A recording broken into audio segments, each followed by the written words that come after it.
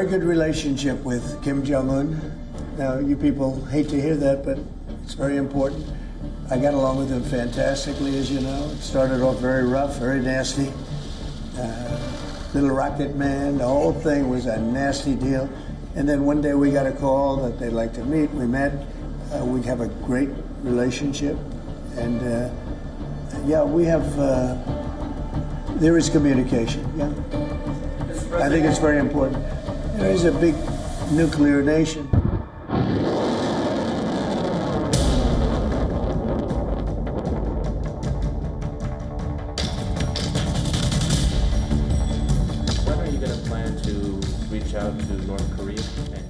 In March 2025, during an Oval Office meeting, reporters asked US President Donald Trump if he had any plans to re-establish relations with North Korean leader Kim Jong-un. Trump said he has a good relationship with Kim and referred to North Korea as a nuclear power.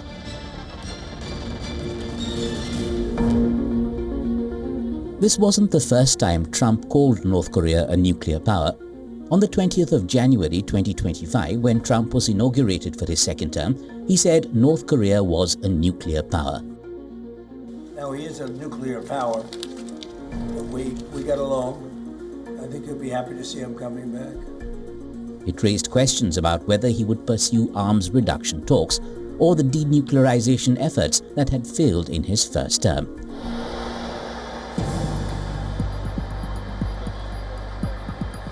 North Korea is the only country to have tested nuclear weapons in the 21st century.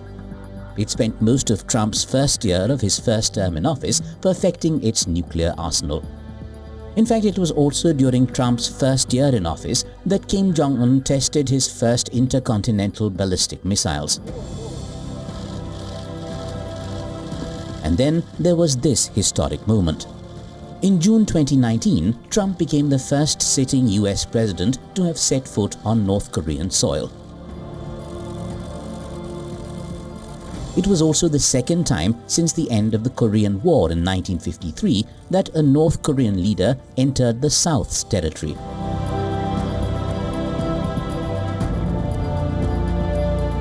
Kim and Trump met 3 times during the US president's first term, an approach that the world had never seen before. But how did the diplomacy play out? We had a couple meetings, and then Trump said that Kim Jong-Un and Trump exchanged love letters. He said Kim Jong-Un had sent him love letters. Kim Jong-Un understood the way to deal with Donald Trump, and that's by flattering him, by playing up to him, by propitiating him, and Kim Jong-un was in some ways able to manipulate Trump that way with his own charm offensive. Trump was frustrated by North Korea the first time around, where they had a couple summits, and Trump thought that he could charm Kim Jong-un into giving up his nuclear weapons. That was not going to happen. Now, during Trump 2.0, Kim Jong-un's sister Kim Yo-jong criticized POTUS for stepping up provocations and said it justified North Korea increasing its nuclear deterrent. Satellite images show that North Korea could currently be building its largest warship ever, a missile-loaded frigate equipped with hypersonic missiles, all defying UN sanctions. So what is North Korea's strategy regarding nuclear warfare? Will there be changes in policy towards North Korea's nuclear weapons under Trump's administration 2.0? We explore these and more on WION Wideangle this week.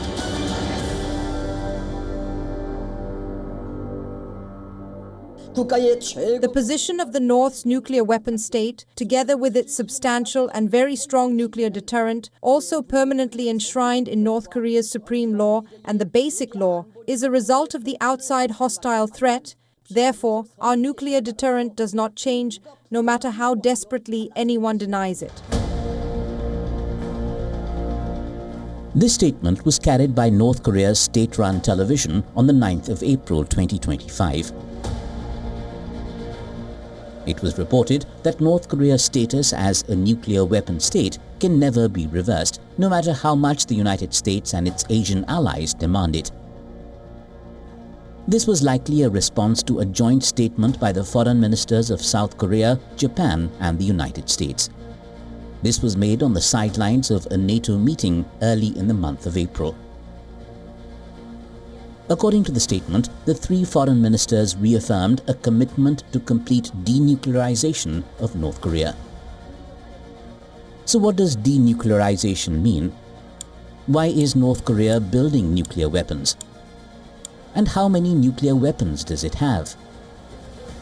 Let's find out.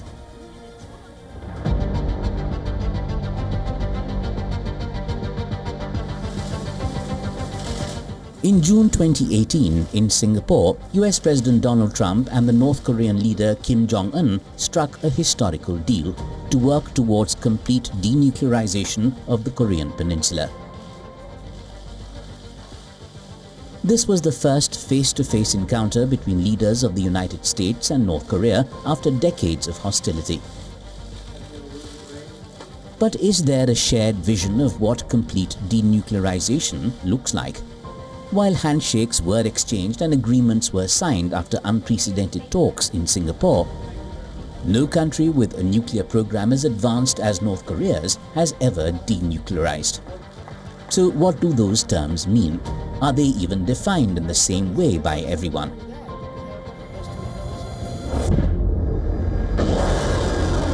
The dictionary definition of denuclearization is the removal and prohibition of nuclear weapons. But its success or failure depends on whether denuclearization on the Korean peninsula means the same thing to Trump and Kim.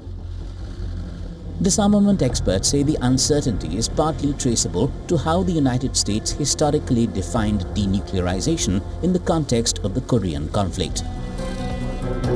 In 1910, the Empire of Japan captured Korea and ruled the peninsula for 35 years, till Tokyo's surrender at the end of World War II.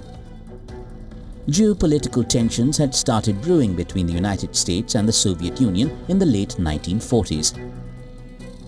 As the Cold War began between these two giants, the Korean peninsula was divided along the 38th parallel, a popular name given to the latitude line that roughly demarcates North Korea and South Korea.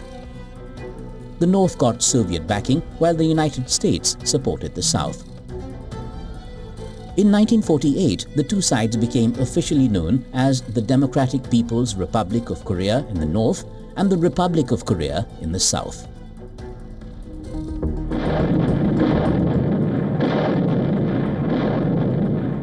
The Korean War, which continued from 1950 to 1953, was a conflict on the Korean peninsula.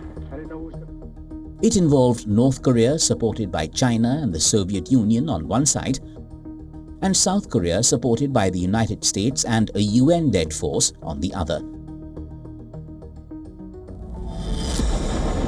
It was in the aftermath of this Korean War that the American military deployed nuclear weapons in South Korea. But they withdrew the weapons in the early 1990s. It was part of an attempt to persuade North Korea to allow nuclear inspections. Thus, the American definition of denuclearization has since referred to the demand that North Korea relinquish its nuclear arms capabilities, making the entire peninsula nuclear-free. So what denuclearization would have meant was North Korea giving up its nuclear weapons and delivery systems. We estimate that North Korea probably has between 60 and 80 nuclear weapons. Now, South Korea has no nuclear weapons, but South Korea has 28,500 US troops in South Korea. South Korea has a huge military and strong capabilities, and South Korea and the US have been conducting a lot of war games together off the coast there and threatening North Korea. On the other hand, disarmament experts believe North Korea has used denuclearization to refer to what it views as the American military's strategic capability to strike North Korea with nuclear weapons from afar. It's correct to say that the goal, at least during the first administration, was denuclearization. This has also been an object of the Obama administration and the Bush administration before that. It has not worked particularly well because the problem set on the Korean Peninsula is not confined to the presence of nuclear weapons. That's just one aspect of a larger set of security questions that is very complex and interrelated. So it's very difficult to resolve the nuclear question in the absence of progress on all of these other issues. For example, the Korean War in the 1950s is still not officially over. North and South Korea are still officially in a state of war. And until you resolve things like that, it's going to be very difficult to get at denuclearization.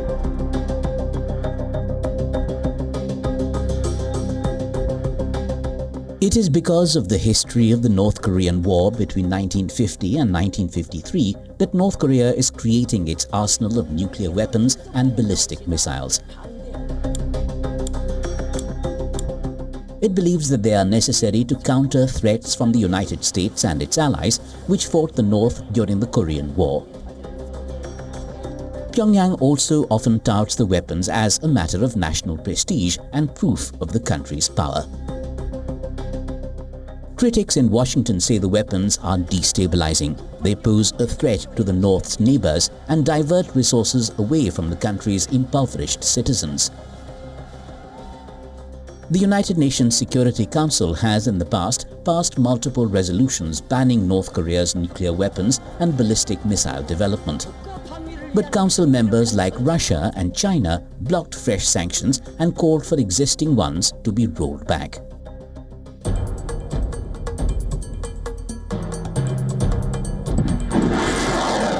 North Korea has never disclosed the actual number of nukes it possesses, so analysts only have rough estimates. In July 2024, a report by the Federation of American Scientists concluded that the country may have produced enough fissile material to build up to 90 nuclear warheads, but has probably assembled closer to 50. One estimate from a 2021 study by the Rand Corp and Asian Institute put the number as high as 116. Another expert at South Korea's Korea Institute for Defense Analysis said North Korea's nuclear warheads are expected to rise to 166 by 2030. North Korea has facilities scattered across the country that contribute to its nuclear program, including mines where raw uranium is gathered, and enrichment facilities and nuclear reactors for turning uranium and plutonium into bomb fuel. Built in the late 1950s with Soviet aid, the Yongbyon Nuclear Scientific Research Center in North Korea houses at least 3 reactors, which North Korea says are intended to produce electricity. North Korea is very secretive about its actual capabilities. It has tested a number of ballistic missiles over the past 2 to 3 years. Most of the tests have been very unsuccessful. Many of the missiles have broken apart on launch or fallen into the sea far from where they were aimed. So we know that there is some difficulty, but we know that also that there is a ballistic missile capability. Ballistic missiles are not that difficult to develop. They don't require terribly advanced technology. The first military use of these weapons was during the Second World War on the part of Germany. So we're talking about 80-year-old technology here. It's not cutting-edge stuff by any means.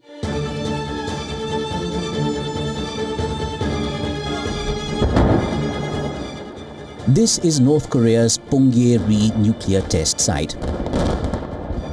It is in a mountainous region in the far northeastern region of the country, about 100 kilometers from the border with China. North Korea has conducted 6 atomic tests, with Kim Jong-Un himself spearheading the last 4. Nuclear tests were conducted in 2006, 2009, 2013, January 2016, September 2016, and the last one in September 2017. The first detonation in 2006 measured less than 1 kiloton, leaving experts wondering whether it had been a partial failure. Remember, a kiloton is equal to the force of 1,000 metric tons. So in 2017, which was North Korea's most recent test, the estimated yield was 120 to 250 kilotons. It dwarfed the 15 to 20 kiloton US bombs that destroyed Hiroshima and Nagasaki in 1945. North Korea tested its first nuclear weapon back in 2006. North Korea has since had 6 more nuclear tests. But also, what happened during the first Trump administration was North Korea tested a Hwasong-15 intercontinental ballistic missile that could hit the United States. So they not only perfected their nuclear weapons, but they also perfected their delivery systems. And it looked like the Hwasong-15 could probably hit anywhere in the continental United States. North Korea has been self-sufficient for decades in fissile material. It is the main ingredient to create a nuclear chain reaction and explosion. According to weapons experts, the program relies largely on enriched uranium and produces enough annually for about 6 bombs. In addition, North Korea appeared in mid-2021 to have resumed plutonium-producing operations, another means of creating fissile material. Last year, in September 2024, it released photos for the first time of a plant that enriches uranium for bombs, indicating it no longer sees a need to hide the program. It had denied nuclear plans outright when then US President George W. Bush first made an accusation in 2002.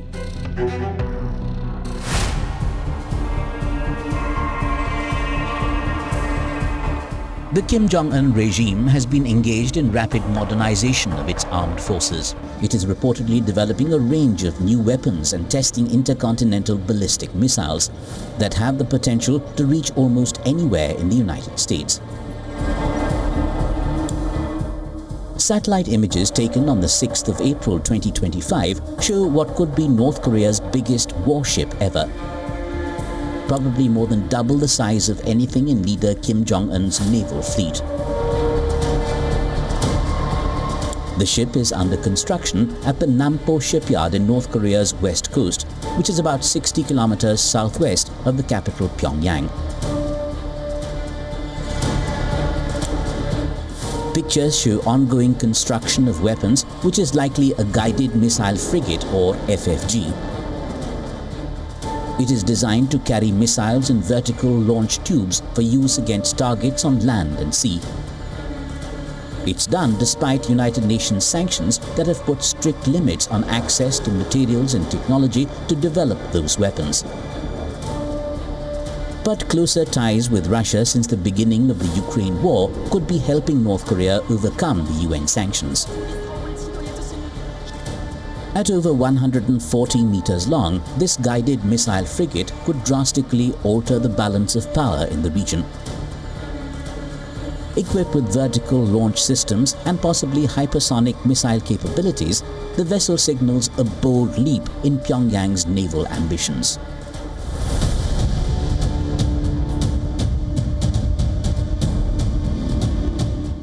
Russia and China have had diplomatic relations with North Korea for many decades. China and North Korea have had ties for more than 75 years. Although the relationship remains stable, it has also weathered strains and mutual distrust.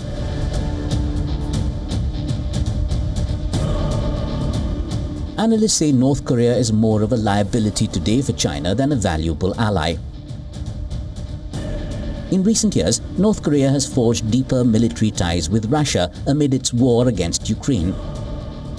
In fact, in June 2024, Russia and North Korea signed a strategic partnership agreement with a mutual defense clause. The interesting thing is that we have seen in the past year a developing relationship between North Korea and Russia. North Korea has provided soldiers and ammunition to Russia's war against Ukraine. In return, presumably, Russia is going to supply some help to the ballistic missile program of North Korea. This has not been confirmed officially, but it's logical to think that this may have occurred. China's 1961 treaty with North Korea, which was renewed most recently in 2021, also contains a mutual defense clause, raising questions about the existence of a trilateral axis. Claims about the existence of such an axis points to the anti-Western positions these states share, and their potential to undertake coordinated action directed against Western interests. So we're seeing them as this new axis of evil. And so the more we do that, the more they are driven into each other's arms. Russia did develop new security ties and friendship ties with North Korea. China and North Korea have effectively a nuclear pact, saying that if North Korea is invaded, China will come to its assistance. Not if North Korea provokes the invasion, but if North Korea is innocently invaded. And that possibility certainly exists, although we're all hoping that, of course, that never happens. But clearly, the U.S. is, because of its global policies, the effect is that China, North Korea, Russia, Iran, and others are forming a much closer alliance than they had previously. In fact, on the 10th of April 2025, Admiral Samuel Paparo, the head of the U.S. Indo-Pacific Command, told the Senate Armed Services Committee that China has provided 70% of the machine tools and 90% of the legacy chips to Russia to help Moscow rebuild its war machine. He also warned senators that the military support China and North Korea are giving Russia in its war on Ukraine is creating a security risk in his region.